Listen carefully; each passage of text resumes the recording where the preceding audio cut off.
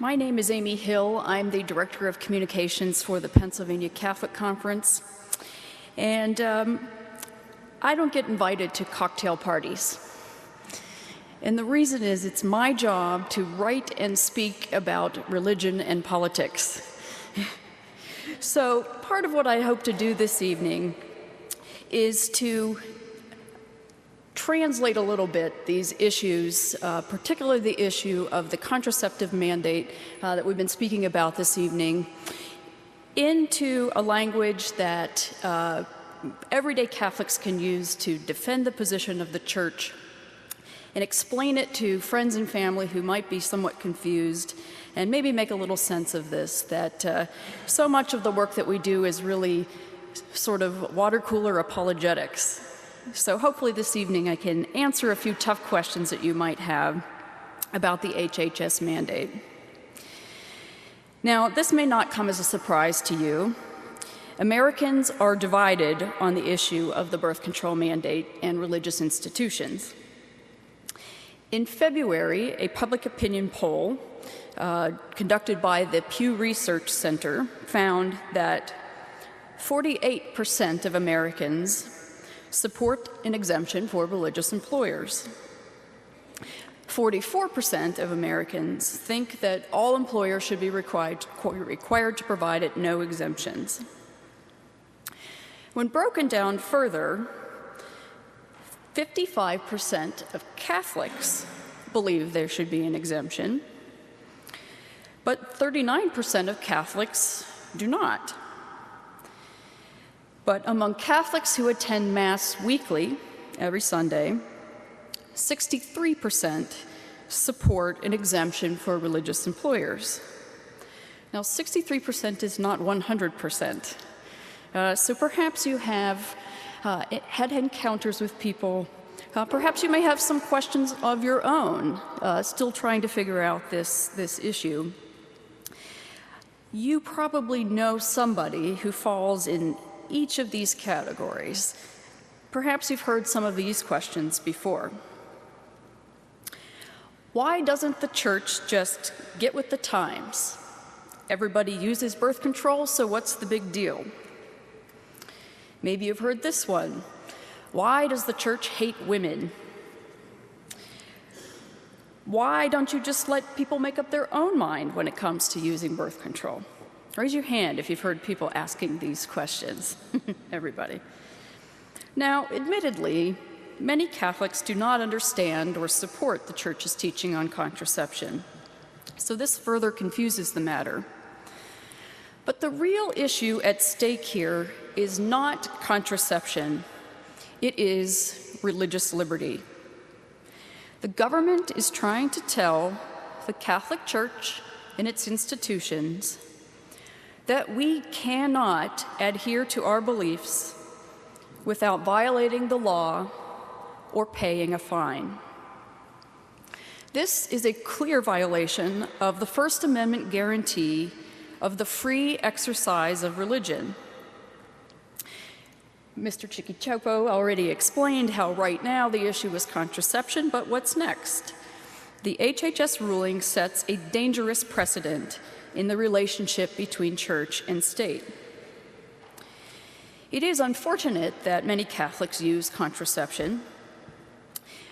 The debate about this issue is bringing up some personal guilt, I think, in some people, and some grief in men and women. I have encountered people with a fierce defensiveness, people who've contacted the PCC, but I have also been contacted by many women who are happy to finally talk with one another about how important it is for them and their marriage to abide by the Church's teachings. So I think it's important not to forget that women, Catholic women, may choose not to use contraception, that to buy into this idea that everybody's doing it, that this is what everybody wants, don't buy it.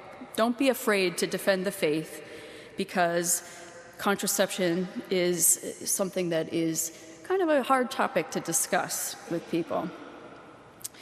The Church does not hate women, and birth control is not health care. Pregnancy is not a disease. This mandate is not about preventative care that helps women lead healthier lives. Now, some might charge that religious employers are violating the consciences of women who want birth control by refusing to cover it in their employer health plans.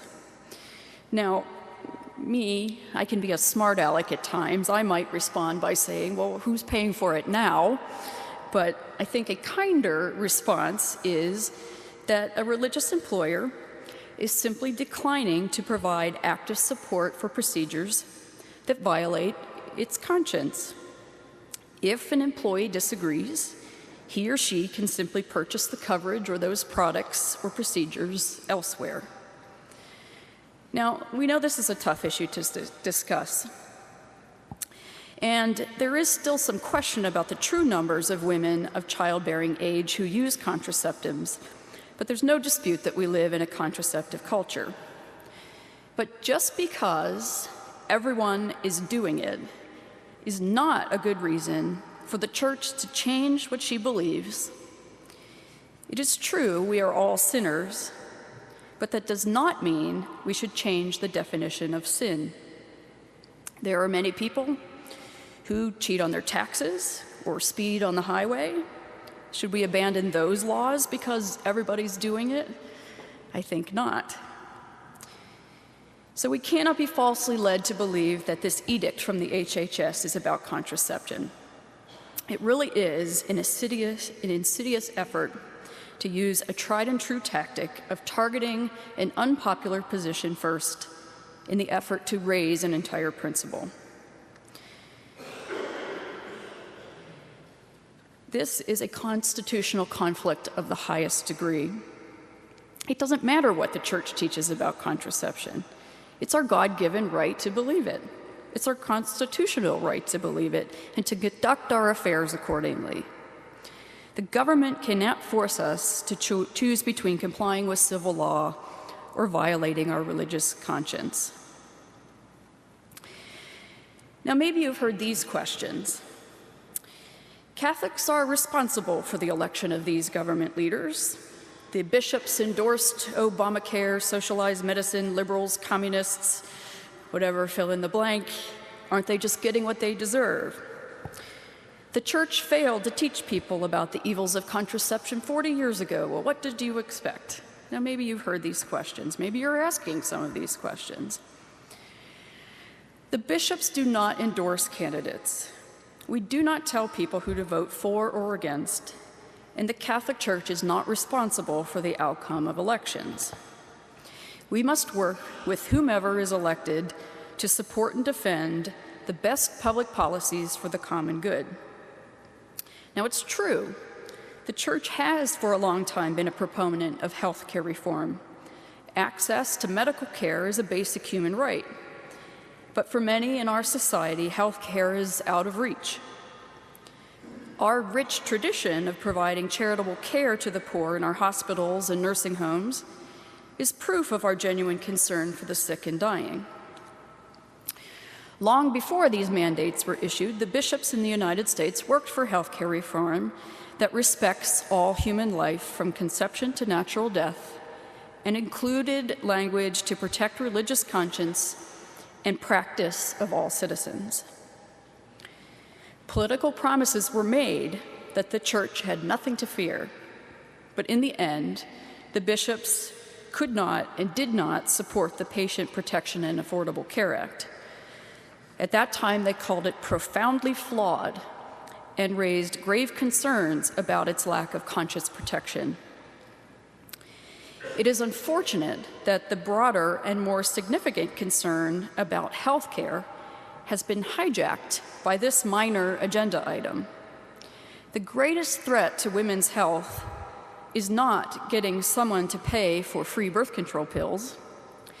We are missing the chance to talk about access to cancer screening, heart disease, diabetes prevention, and many other more life-threatening medical situations. Now, the charge that the church should have done more to catechize Catholics about contraception. I think many are saying, yeah, absolutely, that's true. Even Cardinal Dolan, Archbishop of New York, admitted that way back when there was controversy about the Church's stand on birth control, and that it has been difficult for many to talk about it.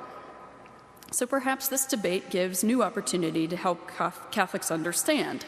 Now, I understand you had a seminar here a few weeks ago about the Church's teaching on contraception, and I think that's great. But we must not lose sight of the real threat, the violation of religious liberty. Again, it doesn't matter what the Church teaches about contraception. It doesn't matter if individuals follow it or not. The government of the United States cannot force religious institution to violate its religious beliefs to comply with the law. Some say the Obama administration made a compromise. Why are we still fighting against it? Or other states have contraceptive mandates. Why is this any different? Well, again, the problem of the particular mandate as it is stated lies in the definition of religious employer.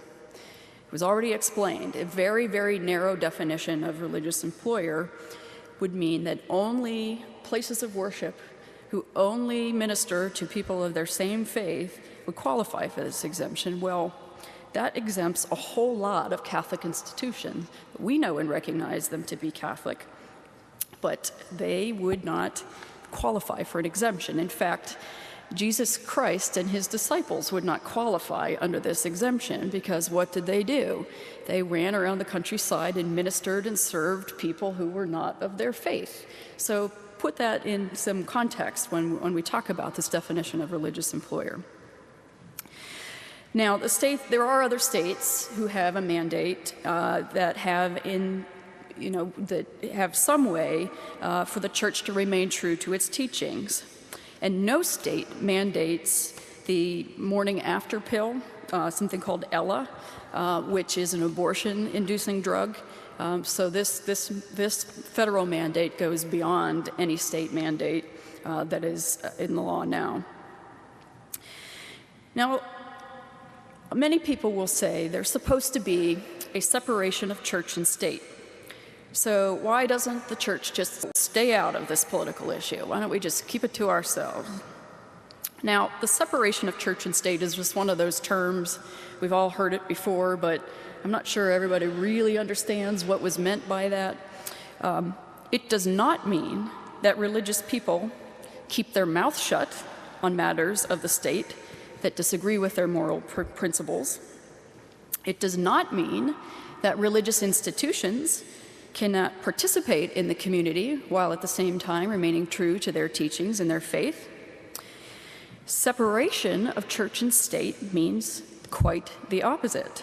What Thomas Jefferson meant when he coined the phrase in a letter to the Baptist Church way back when was that the state cannot interfere with the affairs of the church. The state cannot tell the church what it can and cannot believe. Now, I think another key thing to remember is we did not start this fight.